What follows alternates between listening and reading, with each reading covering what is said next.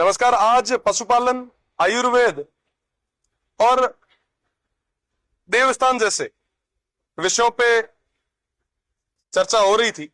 मैं आपको बताना चाहूंगा कि देवस्थान के मामले में पश्चिमी राजस्थान हमेशा आगे रहा है।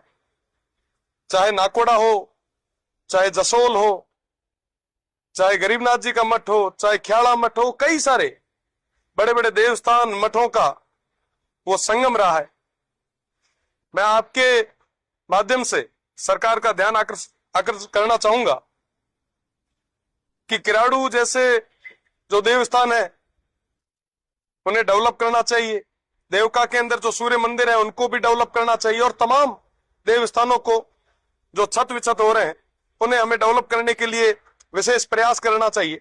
साथ ही साथ तमाम जितने पुजारी हैं आज के समय में उन्हें जो पे ग्रेड मिल रहा है वो बहुत कम है। उनकी जो सैलरी है वो बढ़ानी चाहिए, कम से कम 30,000 करनी चाहिए। साथ ही साथ कई सारे जो मंदिर हैं वहां पे कोई सुरक्षा व्यवस्था के मामले में कोई माकूल व्यवस्था नहीं कर रखी है। तो मैं आपके माध्यम से सरकार से निवेदन करना चाहूंगा कि आप सुरक्षा के लिए भी ध्यान दें। साथ ही साथ आयुर्वेद पे चर्चा चल रही थी। सभी कह रहे थे कि साहब आयुर्वेद जो है वो देवों से मिला हुआ, हमें एक देवों से मिली हुई एक पद्धति है। मैं विश्वास के साथ कह सकता हूं कि आज तक मैंने कभी आयुर्वेद का कोई हॉस्पिटल नहीं देखा। आप विचार करेंगे कि जिस पद्धति की हम बात करते हैं आज के समय में हम सबसे ज्यादा अगर कमजोर कहीं है तो उसी में है। आज के समय में कोई वेद नहीं है, मैंने वेद नहीं देखे। आप सोचिए कि साहब आयुर्वेद के मामले में जहां हम एक तरफ पूरे विश्व में अपनी एक अलग छाप रखा करते थे, आज के समय में सबसे कमजोर हम वहीं हो गए। होम्योपैथिक हो चाहे दूसरी पद्धतियां हो, चिकित्सा के मामले में हम दिन ब दिन पिछड़ते जा रहे हैं।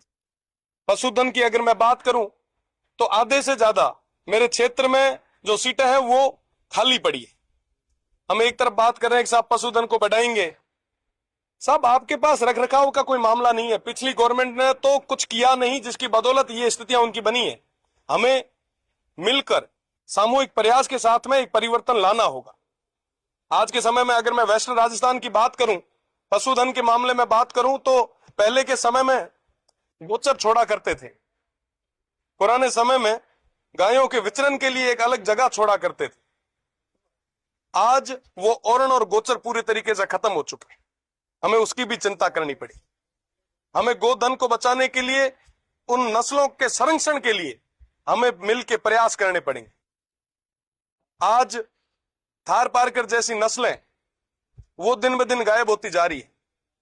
हम बात कर रहे हैं कि साहब हम ऊंटों को बढ़ावा देंगे, हमारा राज्य पशु है, पर साहब आपने एक भी प्रयास अभी तक नहीं किया है। ये हमारे सभी के लिए पीड़ा की बात है। मैं सरकार से निवेदन करना चाहूंगा कि इस क्षेत्र में आप मजबूत कदम उठाएं।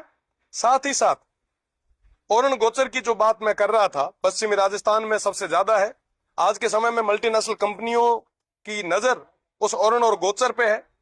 उन आम लोगों के लिए, उन पशुओं के लिए, उस पशुधन के लिए ओरण गोचर को बचाना जरूरी है। हम सब मिलकर प्रयास करेंगे।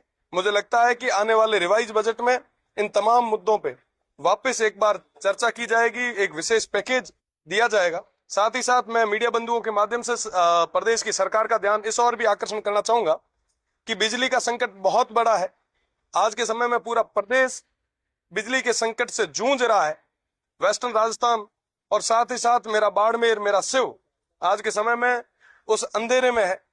मैं निवेदन करना चाहूंगा प्रदेश की सरकार से, माननीय मंत्री जी से, कि ये अघोषित कटौती आप बंद करें, लोगों को पूरी बिजली दें और साथ ही साथ तमाम समस्याओं का आप जल्दी निवारण करें। बहुत बहुत धन्यवाद।